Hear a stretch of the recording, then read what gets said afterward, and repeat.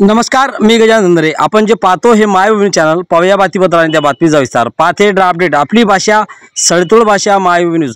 आदिवासी वित्त विकास महामंडळामार्फत अनुदान न मिळण्यामुळे दिनांक 15/9/2025 पासून बेमुदत आमरण उपोषण सुरू केलेलं आहे.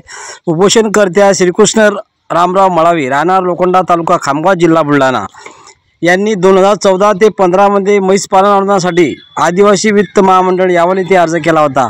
परंतु 2014 ते 25 मध्ये दिल्लीवरून लक्षांकन नाही असे त्यांना ते वेळोवेळी सांगत असत. 2015 ते 16 यामध्ये लक्षांकन नाही ते सांगितल्यानंतर त्यांनी ते नाशिकला 2017 ते 18 मध्ये गेले असता त्यांना धमकवण्यात आले. त्याच्यानंतर ते अकोला येथे गेले. अकोल्यानंतर त्यांना मुलाखतीसाठी बोलवण्यात आले.